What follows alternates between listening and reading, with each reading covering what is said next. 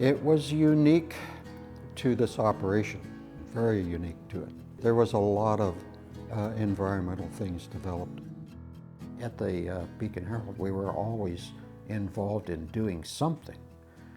Each roll of paper came originally with wooden plugs in it, which were fine.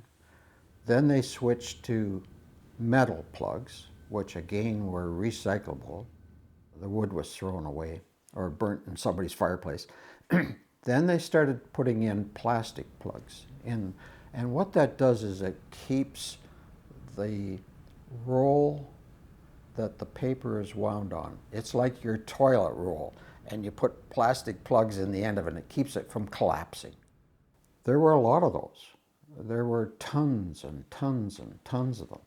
I set up with a company in Toronto to recycle them. They were willing to pay for them, and they paid for them for about 3 years.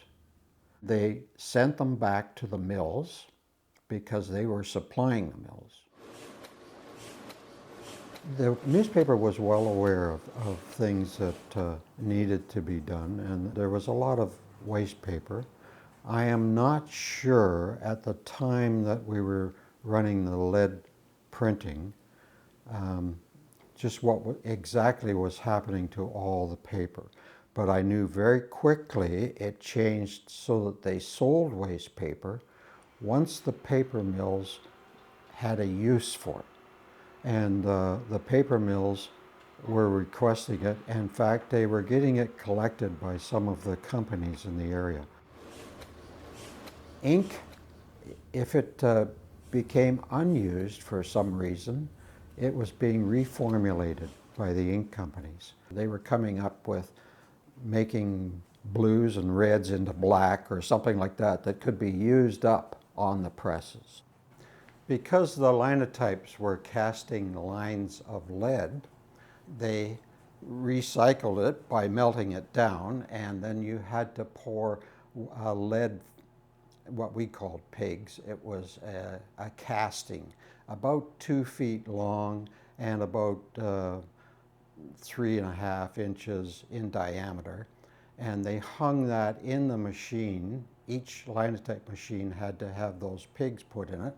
And then they were melted down and recast into lines of type again.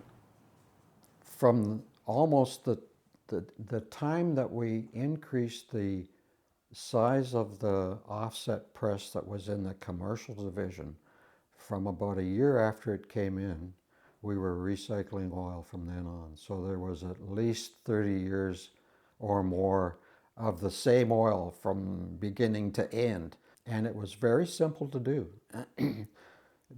Because the oil in the machinery doesn't lose its viscosity, not like oil in cars where it gets kind of burnt up. It doesn't lose its viscosity.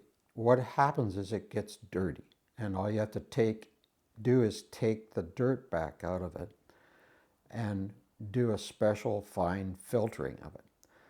So what we did was we used a 1 gallon can, poured the oil into it, put a type of cotton batten very tight in it, so that all that came out was a drip, but it dripped 24 hours a day, every day.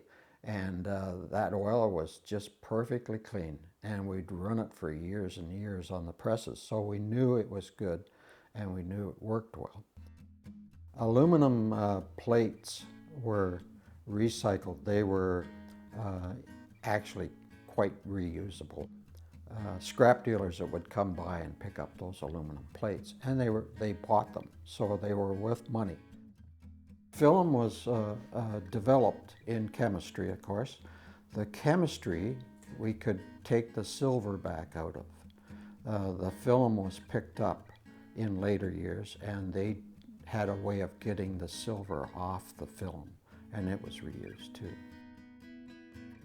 We found that there were printers that weren't doing anything, and this kind of amazed us because most of what we were doing was worth money, and the environmental part of it, if you could organize it, you could get money back. And that was a good way of dealing with waste. So I put together a booklet and a bunch of notes and presented it to the Printing Association. And they said, yeah, that sounds pretty good. It got to the government stage, and then they said, we would like to have printed copies, both the printing industry and the government.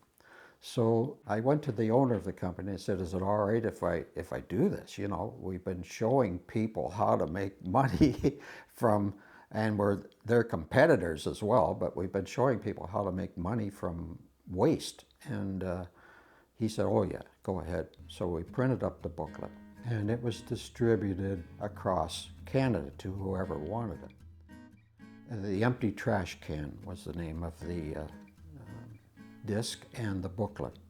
And it was very well received.